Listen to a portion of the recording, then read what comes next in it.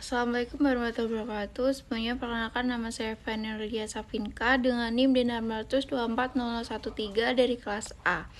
Jadi di sini saya akan menjelaskan tentang makalah yang berjudul polipropilin yang biasa disebut dengan PP. Jadi pertama kita akan membahas latar belakang. Polipropilin PP adalah salah satu jenis plastik polimer termoplastik yang paling banyak digunakan di dunia. Plastik ini memiliki sifat ringan, kuat, tahan panas, dan fleksibel. Karena sifat-sifatnya tersebut, PP sering digunakan sebagai bahan pembuatan kemasan makanan, botol minum, wadah plastik, dan berbagai produk rumah tangga lainnya. Selain itu, PP termasuk plastik yang dapat didaur ulang dan ramah lingkungan. Namun, kelemahannya adalah rentan terhadap sinar UV dan mudah terbakar jika tidak diberi aditif tambahan. Seiring perkembangannya teknologi dan kebutuhan material yang efisien serta berkelanjutan, pemahaman tentang polipropilin menjadi semakin penting.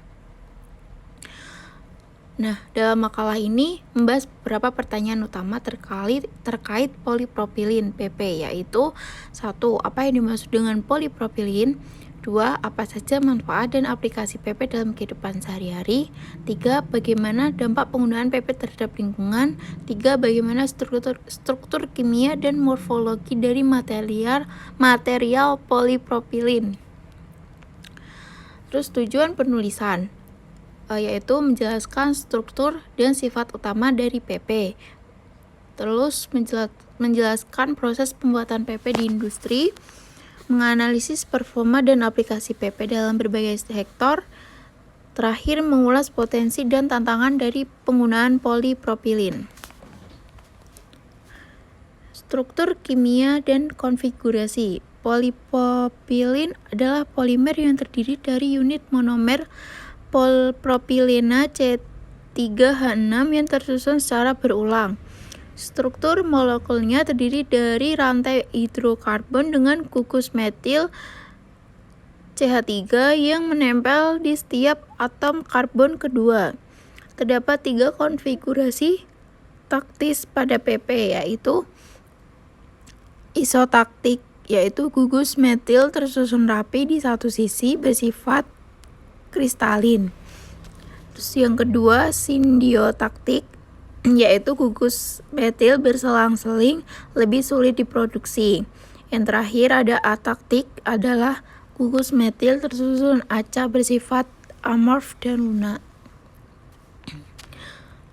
Lanjut, sifat-sifat polipropilin.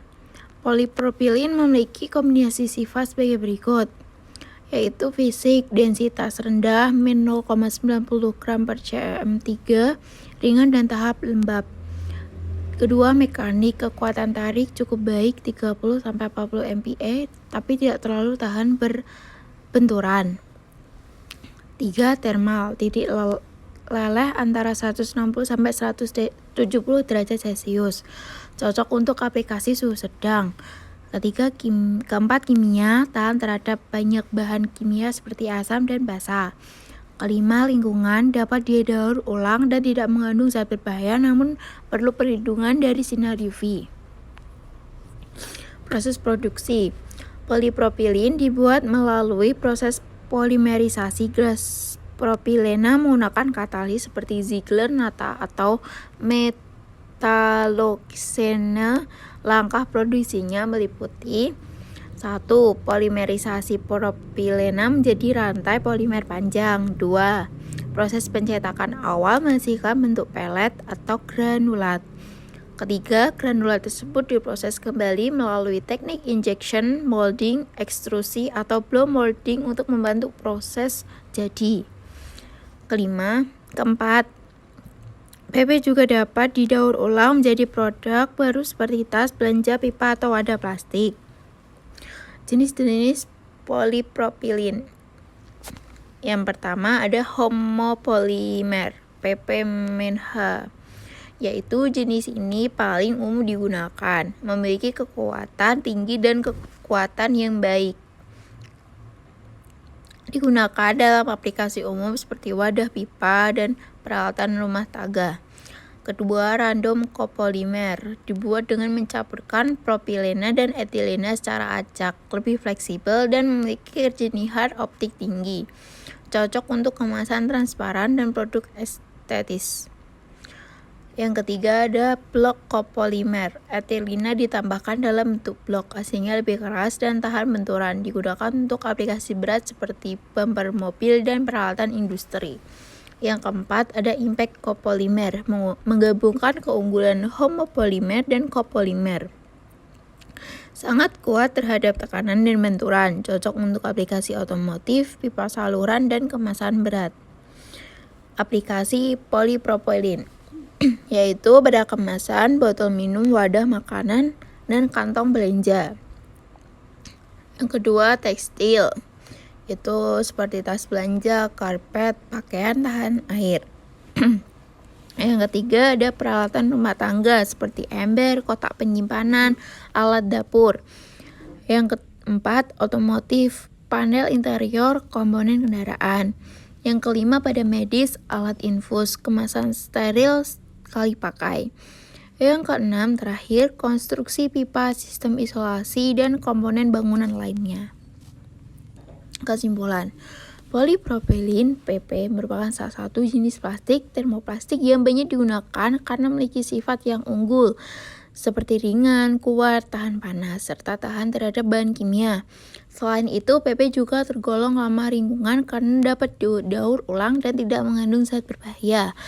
Berbagai jenis PP seperti homopolimer, random copolymer, block copolymer, dan impact copolymer dikembangkan untuk menyesuaikan dengan kebutuhan aplikasi yang berbeda, mulai dari kemasan makanan, produk tekstil, alat rumah tangga, hingga komponen otomotif dan konstruksi.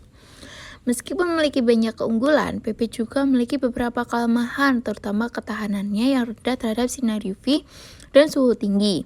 Oleh karena itu, pada beberapa aplikasi perlu ditambahkan bahan aditif untuk meningkatkan daya tahan dan stabilitasnya. Dengan memahami struktur, sifat, serta potensi dan tantangan dari material ini, kita dapat mengoptimalkan penggunaan polipropilin sebagai material yang efisien, ekonomis, dan berkelanjutan untuk berbagai kebutuhan industri dan kehidupan sehari-hari. Nah, jadi itu merupakan penjelasan singkat dari makalah yang saya buat tentang polipropilin.